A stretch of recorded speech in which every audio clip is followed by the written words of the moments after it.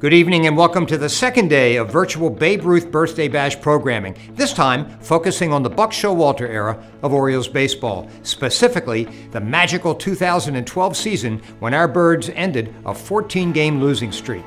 To take us through the 2012 campaign are Orioles All-Stars Matt Wieters and J.J. Hardy, along with ace Masson reporter Roch Kubatko. Take it away, gentlemen.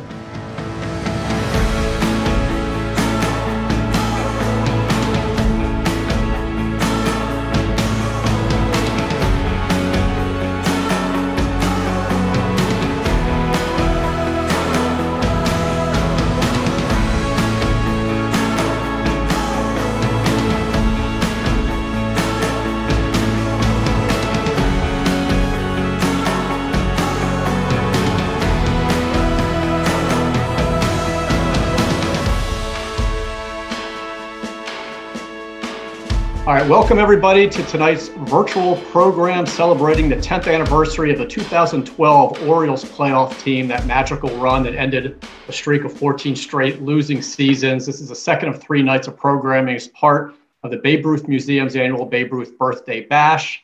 I'm Roch Kubatko with MassonSports.com, School of Rock, where the streak of filing every single day has continued since August 1st, 2008. It's the second most popular streak in Baltimore baseball history, behind Cal's. It's not popular with my wife on our anniversary last month, but enough about me. Let's introduce our guests here. You know them as all-stars, you know them as Gold Glove winners, you know them as integral parts of this resurgence of baseball in Baltimore. Shortstop J.J. Hardy, catcher Matt Wieters. Welcome, gentlemen. Thanks for having me. Is it hard to believe, and Matt, I'll start with you, is it hard to believe it's been 10 years already since that playoff team? The memories from that year are still very vivid. Granted, when you go through some baseball seasons, they can't feel, your body feels like it's been 10 years from now, 10 years ago, but the memories are still very fresh. To get caught up, what are you doing these days? Where are you living and what are you doing? I'm in Atlanta, and so I'm actually going back to get my degree. So that's an interesting part of my life. I'm definitely the old guy around the students that I'm around. But no, hanging out with my wife and 3 boys, and they keep me plenty busy. That's for sure. A degree in what? It'll be business once I get back. I left a lot of my hard classes for if I ever came back. I didn't think I would, but now I've decided to. JJ, I think the last time I saw you, correct me if I'm wrong, but it was spring training. Was it 2020 when you were a guest instructor before they shut everything down and sent us home? It was the week before COVID started, where it was like Sarasota had one person that had COVID at the time, and then it just kind of went downhill from there. But yeah, that's probably it. Crazy to think at the time we thought there was a flu going around the clubhouse, and it ends up being that. Where are you living, and what are you doing now? I'm in Chandler, Arizona, raising 2 boys, hanging out with my wife and them, and spend my summers in Montana, playing tons of pickleball. And staying busy. Now, Matt, you arrived in the majors 2009. Obviously, the hyped first-round pick. A lot of expectations on you. There were some pieces that were already in place there. Nick Markakis was there, Adam Jones, Jim Johnson. Did you sense when you arrived that better days were ahead? It was just a matter of grinding and staying patient. Yeah, and I think that was the mentality that I noticed from the get-go. Like when you come into the clubhouse with Nick and Adam, you see the drive, you see the passion, you see just their kind of vision. But there's also guys like Miguel Tejada and Melvin Moore and Aubrey Huff that were not at the coming into their prime, but on the backside. But they still had that same mentality of we're showing up every day ready to work. And it was a fun business mentality kind of thing, like be professional. And even when which can be hard to do when you're losing 100 games a year, but it was still be professional every day. And that kind of mentality we were able to take into that 2012 year. Can you relate to what Adley Rutschman's going through right now, where he's viewed as the face of the rebuild? I don't know if they called it a rebuild in your day, but you were considered that guy as well. And now we keep hearing his major league debut is going to be the most highly anticipated since yours. Well, I think I can relate, but I think what you'll see as we go through this interview is that what was cool is when we started having 3, 4, 5, 6, it became a team, not a face of the franchise, because baseball doesn't work like that. You can put all the pressure you want to on one guy. He can be the best player ever. That's not going to relate to win. So that was was cool about, because I feel like we really exemplified that in the building of kind of what the Orioles became during Buck's years. If I had to guess where Nick was right now, it's probably in a tree stand somewhere with no internet access. Otherwise, he might have joined us. Buck Showalter took over the club August 2nd, 2010, and actually had a winning record for him, not for the whole club, but while he was there, 34-23. 2011 wasn't as promising, but Chris Davis is added. JJ, you're there. Guys went 69-93, but ended the year on that high note, the curse of the Andino, the walk-off win, the last game of the season to beat the Red Sox and knock them out of the playoffs. How special was that, JJ? Would you remember that mob scene? That was a special game. At that point, when you're really the last month of the season, you're not really playing for much other than being the spoiler. And the Red Sox were right there trying to get into the postseason. I remember that night being kind of a rainy night. I felt like we had some delays. And we were able to watch the other game that mattered in the division. I think it was Yankees and someone else. And when we won that game, it felt like we'd won the pennant or something. I mean, we celebrated. I mean, even though our record wasn't great, it was a pretty exciting moment for the team. Dan Duquette and Buck assembled a pitching rotation that ended up Wei-Yin Chen, Jason Hamill, Miguel Gonzalez, rookie Chris Tillman, but it was Jake Arrieta who actually pitched on opening day. I don't know how many people remember that. 7 scoreless innings against the Twins. Nick hits a home run. You guys were in the win column. Matt, how did that feel? And I know there's no momentum in baseball. It's the next day starting pitcher, but did that kind of give you guys a lift that maybe things are going to be better around here? Yeah, and I remember that game for, the way we won it. It wasn't everything had to go right for us to have a chance to win it. It was, gosh, our pitching was really good today. Man, we played some really good defense, and we had some really big timely hits. And it was kind of like, okay, there's a formula that will work against any team in any game. And like I said, it wasn't just like going to happen. It was going to be a grind and a work. But at the same time, like, we had the formula in place, and it, opening day is the one day that you can prepare for a whole offseason. And once that's there, you really want to play there because you want to know what you did in the offseason can pay those results. JJ, what do you remember about that day? Well, it was the team that just traded me, 2 years before. I guess maybe it was a year before. And obviously you want to start every season off with a win. And that's what happened that day. It was nice that it could be against the Twins after they just got rid of me. You guys start the year, you sweep the Twins, but then the Yankees come in and sweep you. You go to Roch, Chicago. Matt, you hit a grand slam to secure the team's first extra inning win, which really started a pattern. What was it about that? It was like extra inning magic with you guys. It seemed like any time a game went beyond regulation, you guys were going to win. Yeah, I mean, it was a mentality more than anything. It was mentality. You just keep playing until the game's over, and it was a really chill clubhouse. Like we were able, if we won, if we lost, it's very business. It was a relaxed business night like clubhouse where we had fun, we enjoyed each other, but the highs and lows were kept, and I think that's what helped us in close ball games, 1-run ball games, and it was kind of play the game, and what happens happens. You guys went 6-4 on that first road trip, came home, and the Orioles unveiled the Frank Robinson statue. It was the first of 6. And that was a really big deal to the fans. Is that something, JJ, that you guys paid attention to at all? Obviously, you drew big crowds, and it was a real buzz because they were unveiling these statues. For me, I don't know that it was as much as the fans, because we're kind of in the clubhouse, we're kind of separated from it all, but we definitely knew what was going on, and it brought those guys around. Whenever a statue was around, I feel like all 6 of those guys came around, and it was always a good feeling when they were showing their faces in the clubhouse. So, we were aware of what was going on for sure. JJ, May 1st in New York, you hit a home run to help secure Buck's 1,000th win. And it came against the Yankees, obviously his first team, the organization that brought him up through the minors. He downplays everything. Did you guys sense that was a big deal to him? I think, yeah, I always sensed that. He never said anything, but whenever we played the Yankees, I always felt like when we won a game against the Yankees, it was just a little bit more sweet for him. And then the fact that that was his 1,000th win there in New York. And I feel like, if I remember correctly, I feel like we kind of celebrated a little bit on the field afterwards for all of their fans and some of their players that stuck around in the dugout to see.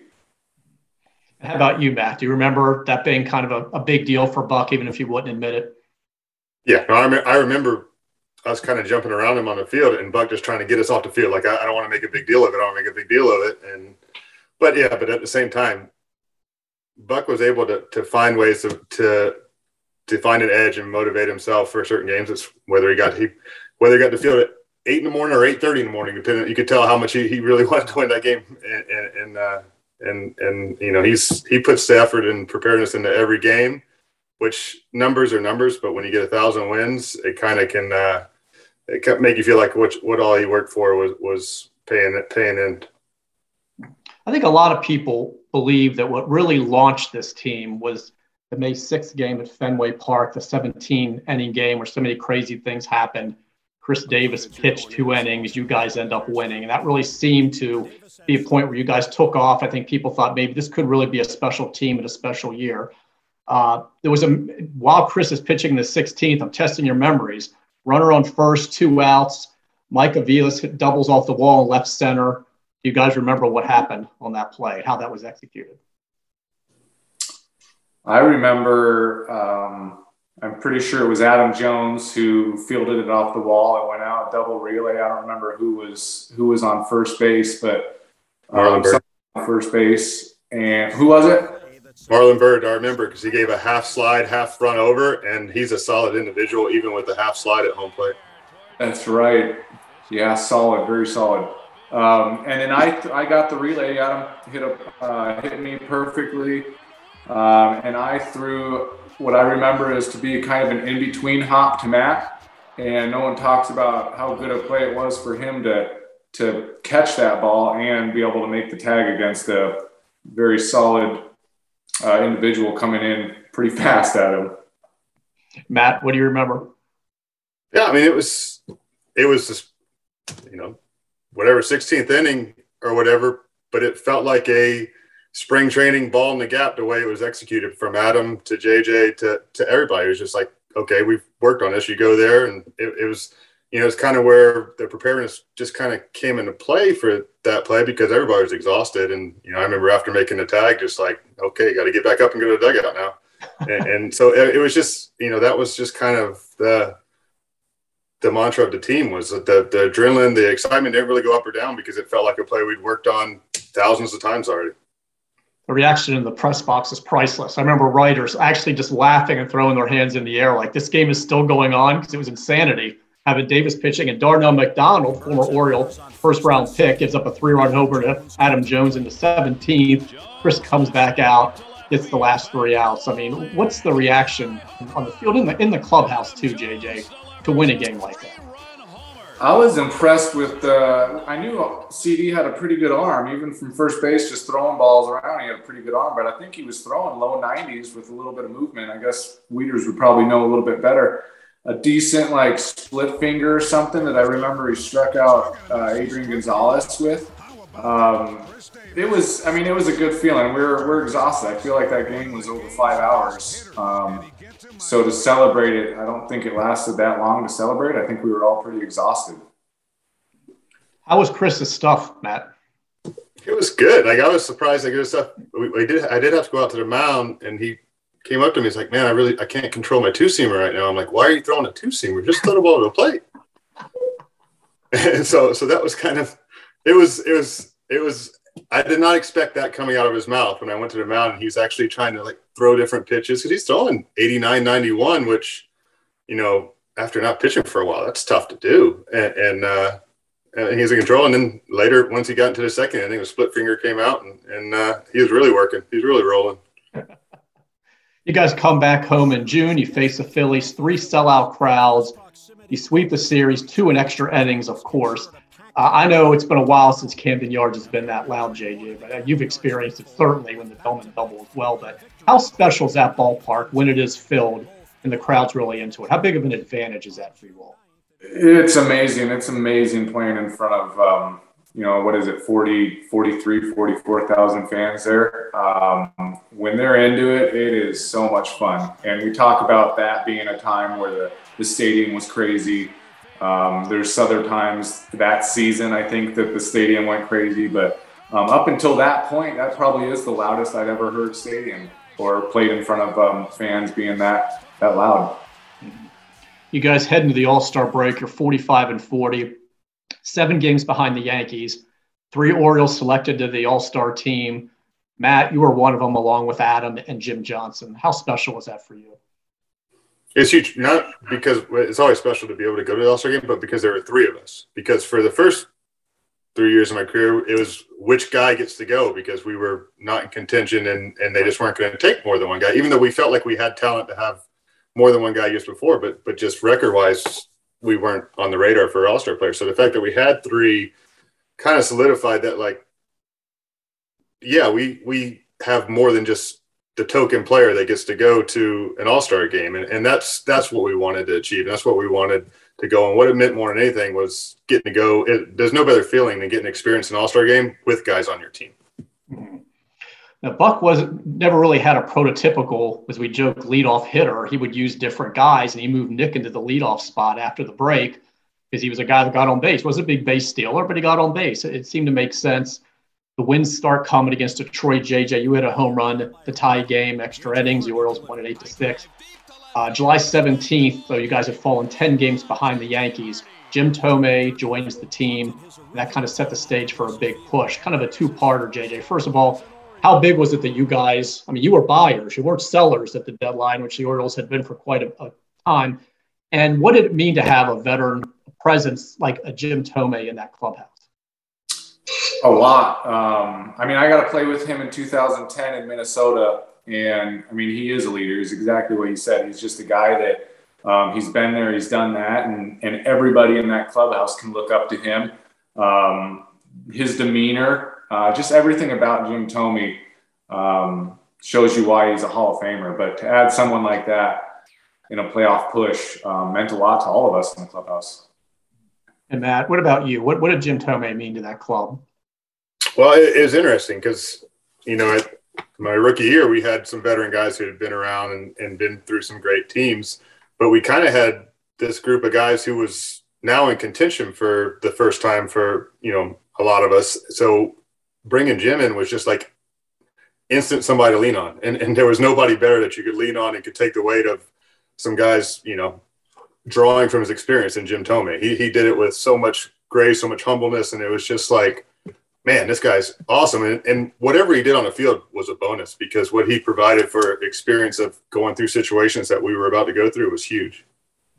What we didn't know that was happening behind the scenes, at least the media didn't, I don't know if you guys did, but at AA Bowie, Manny Machado was being taught how to play third base. I believe Bobby Dickerson would go over there, and when nobody was in the ballpark, he was working with them. He comes up, hits his first big league homer on August 10th. What did Manny mean to that club, the way he stabilized third base, and the fact that how impressed JJ were you with the fact this was a brand new position for him and he was playing it so well? Well, we all know it now how talented he is. We saw it early and it's like, man, can you keep this up? But he's just a super athlete. He's somebody that can do a lot of things that a lot of other big leaguers cannot do. And we saw it. We got to see it early. His swing was a great swing. I think he hit a ton of doubles to start. You talk about that homer, but I feel like he was just a guy that was hitting tons of balls in the gaps early on, and then now all those gap balls are homers. But to see him, 19 years old, maybe 20 at the time, to come up and have that, maturity to him, was a great addition to our team at the time. Matt, were you skeptical at all that the club in the middle of this pennant race was bringing in a kid like this and putting him in a new position and having him make that jump from AA, or were you confident that was going to work out? Not once I saw him take ground balls at third base. The kid he was born to play at third base when you watched him over there. I'm like, and we saw him, as an 18-year-old kid playing shortstop, I'm like, man, he's a good shortstop. But then there was a difference when he moved to third, when it just turned to, oh man, that looks like it's natural.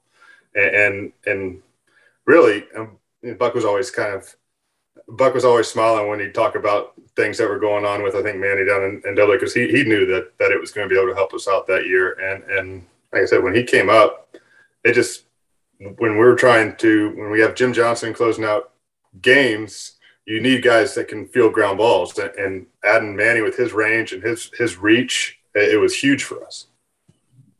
So it's the middle of August. Chris Davis has a 3-homer game. And that year, he became the first player since Babe Ruth to record a win as a pitcher and hit a home run as a position player in the same season. He wound up with 33 homers. You guys had 5 of you. There were 5 Orioles that had at least 20 home runs. So, JJ, how important was the power on that club? And did it not really matter if the fences were moved in or moved back? It seemed like you had some guys that had power.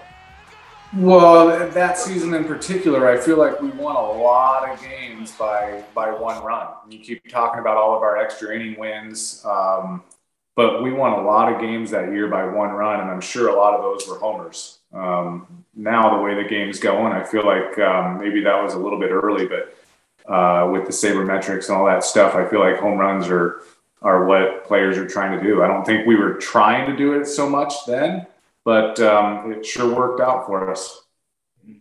The best response I got from a fan on Twitter after news broke that the Orioles are moving back to left field fence 26.5 feet is J.J. Hardy would have scored standing up on that Delman double. That's would have been the one advantage. But I wouldn't have hit any home. That's true. Yeah, Matt, what is your reaction to that the fence being moved back? I mean, I guess as a hitter, how do you feel about it? But also as a catcher working with pitchers who might have been a little bit intimidated about pitching at Camden Yards with its reputation. It would have made calling a game a little bit easier. That's for sure.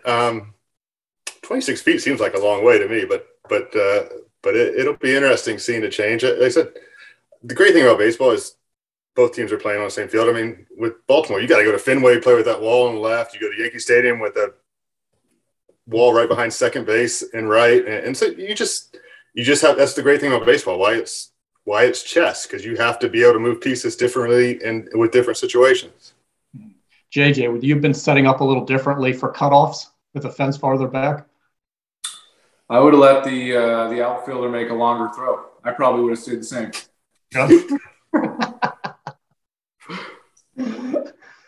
There was a big loss in September, and it wasn't a final score. Nick Markakis gets drilled on the thumb by CC Sabathia fastball, fractures the thumb. He's out for the rest of the year. Nate McLouth ends up batting leadoff. He came over from the Pirates and ended up playing left field, and he was a big contributor. But, Matt, what do you remember about your feeling when Nick was injured? He said he knew right away that the thumb was broken. That was it. Was there a panic at all through the club? Like, this guy's so important to us. We have a shot to make the postseason. We just lose him for the year. It wasn't a panic, but it was definitely a crushed feeling. Like, we felt crushed a little bit just because of what Nick had put through to be able to get us to the point. And he'd been through it as much as anybody.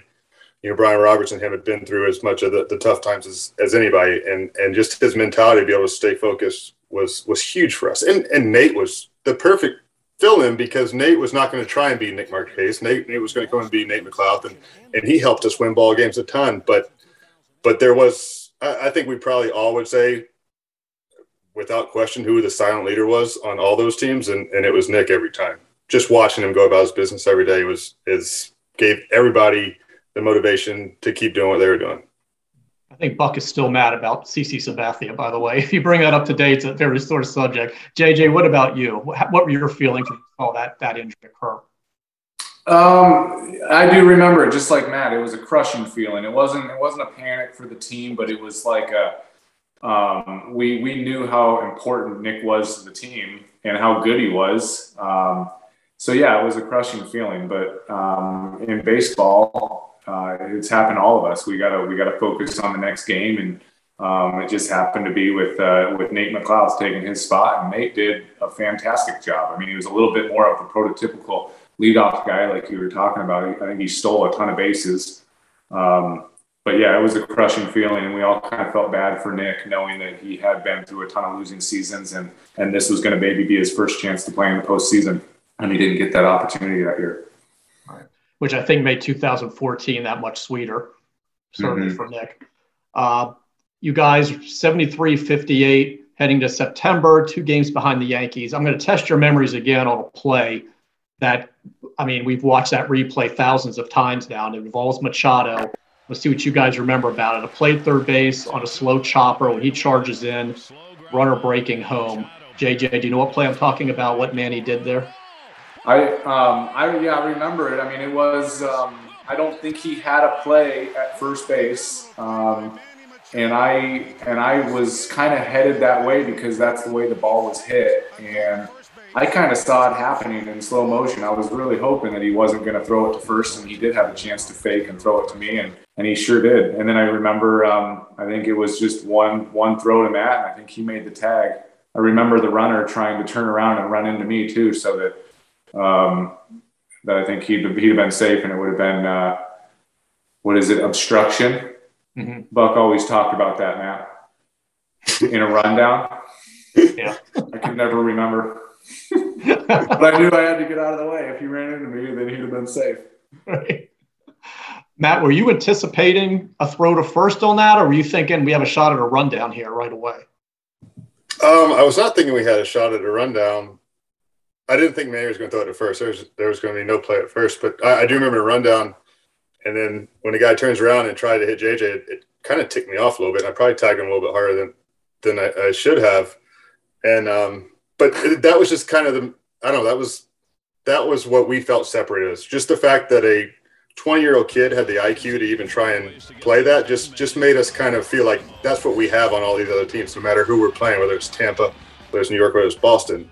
We have this IQ level that kind of gets passed down from the manager that we feel like we can do plays that nobody else has even thought about doing it. I mean, the runner had no idea that Manny even had that thought in his mind. And for him to pull it off, it goes back like the play into the gap. It wasn't something that we had not talked about in practice and worked through it. So nobody, I think, was surprised he did it. I think the surprise was that it actually worked. It's funny. I did watch the replay again today to refresh my memory, and I thought, man, that was a pretty hard tag by Matt, and that explains it's a pretty solid tag. He tried to hit my guy. Thanks, Matt. You guys were in Boston. Jim Johnson earns his 46th save in extra innings, the 16th straight win beyond regulation, the most in the major since 1949. Did that become something, JJ, you guys talk about in the clubhouse? I don't know if we did or not. I don't feel like we talked about that. I think it was just something that was going on. You get all those before the games. You get those media reports and all the stuff that's happening. Sometimes you pick those up and read them, and then you're a little bit more aware of what's happening. But as players, I feel like we're just out there trying to win that game, and we're not really paying attention to all that stuff. How about you, Matt? Yeah, I remember the packets. Like the stat packets were kind of read them, and most of the responses from that team was, I never would have thought. Like it just kind of was stats were things that came on. But Jim's probably the perfect example of embodies what that team was about. Like Jim was a closer who those guys go out there and throw one inning, but he thought about the game from 3 o'clock on, how he was going to get guys out. And you know, a lot of closers in the league just give me ball, I throw it hard and see what happens. But Jim was a pitcher, and that once again was kind of our mantra was we're gonna think through things before they actually happen. And Jim embodied that as much as anyway. And the numbers speak for themselves, but the team was more about the process than the numbers. And I know that's a cliche that a lot of people always say, but I actually feel like those teams embodied it. Mm-hmm. Now the season's winding down. The pennant race is heating up. The final statue's unveiled. Brooks Robinson, of course, Mr. Oriole. There's another sellout crowd. Yeah, and with Brooks's statue, I think that day before the game, I think a lot of us actually went out there behind center field and kind of hung out a little bit before the game. So that was a little bit different, but just another big win, another big moment for the Orioles. It was fun anytime those statues were getting unveiled. So the team's faltered in the last series against Tampa. You're 2 games behind the Yankees. Now you've got the wild card game in Texas. Joe Saunders gets the ball, which surprised some people. I'm sure Buck was looking at numbers and the analytics before that became such a big thing now in baseball, and had a good reason. And he ends up, kind of helping to propel you guys to that win. Matt, what was the confidence level in your starting pitcher that night? Not necessarily the ace that you would send out in a playoff game, and yet it worked. Big Game Joe. We had Big Game Joe going on the mound, so we were good. It was the same confidence we had all year, that we had 25 guys that were going to go out there and absolutely lay everything out on the line, and it didn't matter whether we could throw JJ out there. JJ has a great knuckleball, and he probably we would have battled our tail off for JJ. That's a fun fact that y'all don't know, but that was just the mentality. It's like there's not one. We lived on, there was not one phase of our game that was a weakness. There was not one area that was a weakness. We were going to try and pull off everything, and we had strengths but no weaknesses. There was always how can we improve that to where it is not going to be a liability. And our starting pitching was like that. They went out there and they competed every game no matter who was pitching, and they became one of the better units in the league. I think Steve Johnson was warming in the first inning, and we thought, but didn't need him. JJ, what do you remember about that celebration? I remember Buck standing back and just kind of watching it, like letting you guys have that moment. It was a great moment. On paper, like you talk about, I think if everybody was betting on the game, I think it was Yu Darvish, wasn't it? Mm-hmm. Yu Darvish. We were going up against Yu Darvish, and it was a great game all the way through, and the celebration was after the season of all the one-run wins and the extra inning wins, and then being able to win this wild card. It was a great experience and a great night for all of us. Now, of course, you go to New York for the division series. You guys split the first four. You've got Game 5, Yankee Stadium, and CC on the mound, of course, and the Yankees end up winning it 3-1. But there was that Nate McLeod fly ball to right field that many people will swear to this day was actually a fair ball, and it was called foul. Matt, what do you remember from that? Have you watched that replay a lot of times, and do you believe that was a fair ball? Because that could totally turn that game around. It felt really close to being in live action. It's one of those where I literally could not tell either way. So it was that you would have liked for that to go our way. It didn't, but that series, for whatever reason, I probably blocked it out of my memory. Just the blur, because I feel like we played every out right with them, and it just either team could have easily came out of that and gone on to keep winning. But we just, like I said, most series I can look back on, or most games I can look back on, is what could we have done differently? I don't really know what we would have done differently that series. Mm-hmm. JJ, what about you? What do you remember about that series and that fly ball? Well, I think I was on deck, so I had a pretty good view, and I think it went over the foul pole. I think their foul pole needs to be a little bit taller, and then it might have hit the foul pole, but that's before replay, wasn't it? Yes. So they weren't able – that's a tough call. Like Matt said, it could have gone either way, I think. I'm a little bit biased, but I think it was fair. And if the foul pole was a little bit taller, I think we would hit the foul pole. What was Nate's reaction to that? The same as all of ours. Just a super disappointment. We were crushed. That would have been such a big swing, and then to have that call stand and be foul, it was tough to bounce back from that. Matt, I know how disappointing it has to be eliminated, but how much of it is that disappointment? How much are you feeling, or are you able to step back? And maybe that was after you got home in the off season, but be just proud of what you guys accomplished and satisfied that a team that had 14 straight losing seasons got back in the postseason. Yeah. It felt like the mentality wise, we were taking a lot of steps to get there, but it felt like getting home. All right, we've opened the door now. It took a lot of steps and a lot of process to get here, but the door is open now. Let's go. And that's why we felt like we were building it the right way, because we felt once the door opened, we were going to be there every year and keep going. And Baltimore fans are going to carry us, and the team we're going to continue to get better, and we're going to have more and more players come through the system and bring guys in. And so it was kind of like, okay, now it was more of, we've proven that what we've done works. Let's keep going from there forward. And we did with that. JJ, how long did it take for you to kind of put the disappointment of that result behind you and appreciate what you guys accomplished? A while. I mean, that definitely stung, but just as Matt was saying, I mean, that just proved to all of us that everything we thought that we were a postseason team, it just helped us believe that. And then moving forward, every year after that, it was, we were going to be a postseason team, and we knew it in our head. We didn't think, or maybe we are this year. We knew that we were a good team and that we were going to compete. Mm-hmm. It really is one of the most remarkable seasons in club history. And Matt, how important was Buck Showalter to all of that? What his arrival and what did he do that really influenced that run?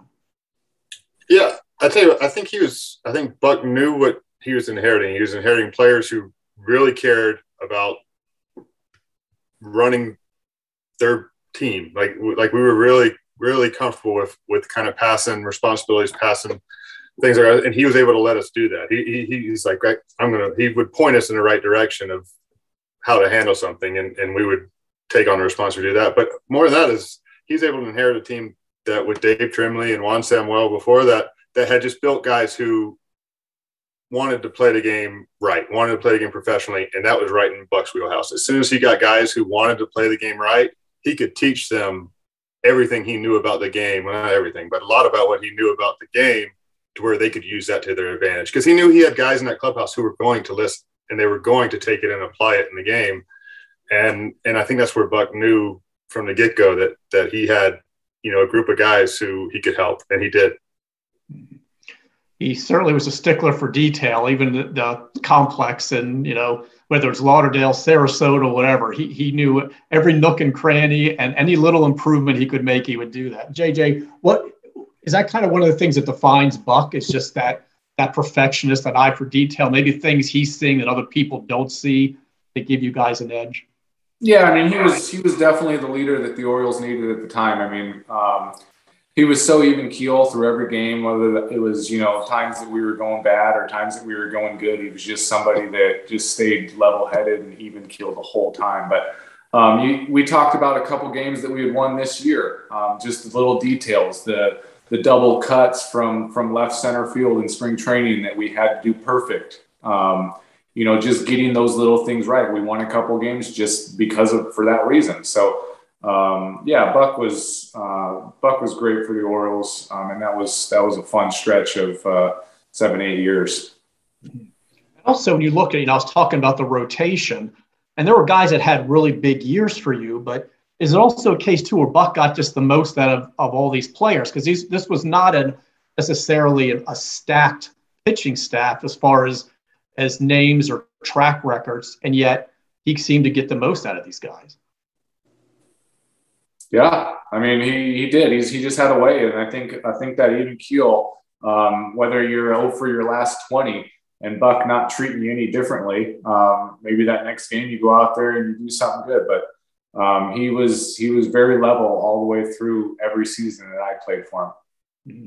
Matt, I don't know how closely you're following the team now, but obviously they've gone through a big tear down and rebuild, and that we're told right now the wins and the losses don't matter as much as trying to build up the talent in the farm system, analytics department, international scouting, things like that. But is it tough for you if you do kind of check in to see, what the franchise losing 100+ games right now? Well, it's tough for me as a competitor, any franchise. I mean, Baltimore's obviously close to my heart, but any franchise that tells me each win doesn't matter is something I can't really get on board with, just as a competitor. If I'm playing ping pong against my 9-year-old son, that win matters to me. That's just why you play, and it's a mentality, and that's part of the thing that is the toughest thing to analyze and to put analytically is the mentality, and which is why this 2012 team and really all those Orioles teams is special in my heart, because we grasp that. We grasp that the mentality part is not going to be measured, and you're not going to, because we would put all 25 of our guys on the All-Star team because we felt like everybody grasped the mentality part as good as anybody. And something for both of you guys. Were you sensing, because we've used the phrase a lot in the media, that the window was closing for contention? And obviously, you guys went into the 2017 season still thinking there was a shot. September was a collapse, and then 2018 was the worst in the club's history for losses. But did you guys sense at all, look, if we're going to do this, we need to do this now because, you know, after 14 and after 16, that window was closing? Was there that sense at all? Not for me. I mean, I just felt like we were still a good team. It wasn't a whole lot different from 2016 to 2017, and we were kind of hoping that we could just kind of carry on. But, and I guess for me, I wasn't someone that was trying to look into the future too far either. I was just trying to take it day by day and just try and do what we were supposed to do. And I felt like we were still a good team in 2017. What about you, Matt?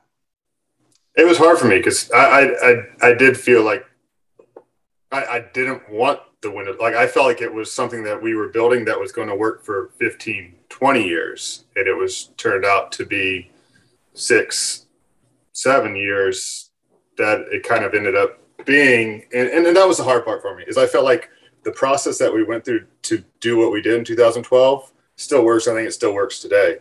And that was the hard part is, you know, as opposed to moving on, figure out how to keep and build to it was probably the hard part. And I understand everybody has their own opinions, but I felt like if you would have kept our guys together and added pieces here and there, we would have found a way to win every year. Mm-hmm. Are you able to stay in touch at all? I mean, I don't know the last time you two have spoken beyond the Zoom call, but all your old teammates, do you guys try and stay in touch? A little bit here and there through text messages. Mm-hmm. Not a whole lot. I'm not seeing many guys at all. Mm-hmm. Most of us have young families who keep us right. Busy. But being in Atlanta, Darren O'Day and Nick Markakis are here, so occasionally I'll see them. But we're still running around with our kids' schedules all over the place. So when we do, it's a blast. But not as much as we'd like to probably.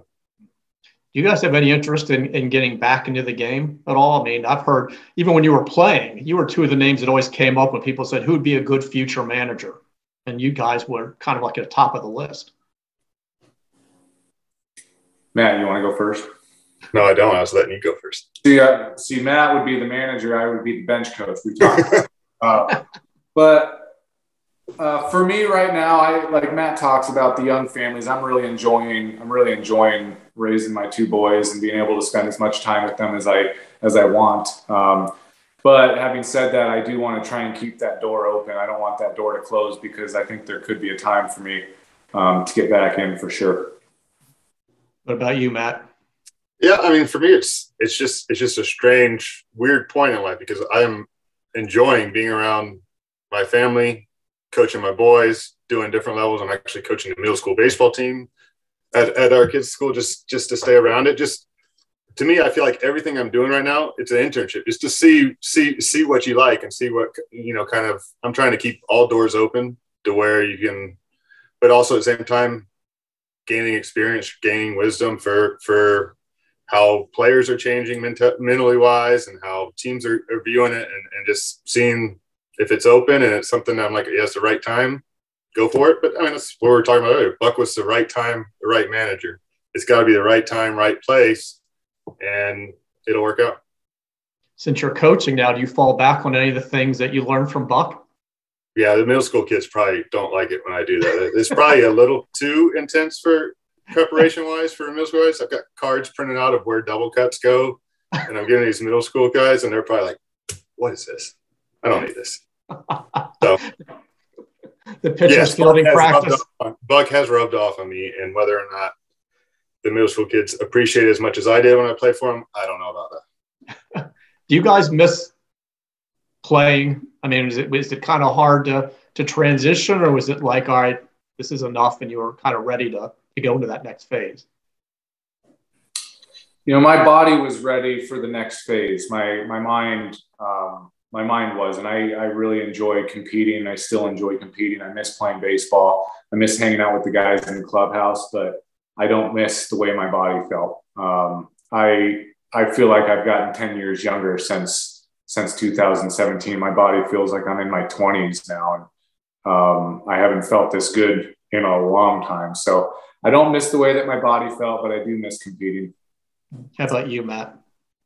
I miss competing and I miss the clubhouse. What you don't miss is the time commitment that goes with it, and why when coaching and managing comes up, those guys put in even more time than players do in some parts. So what I don't miss is the time commitment that takes you away from family and seeing your kids grow up and spending time with your wife. And so that I don't miss, and I'm enjoying every minute. Now I have to manufacture less ways to compete than competing in front of 40,000 people with the lights on is a little different, but no, those are the two things I miss is the clubhouse and competing.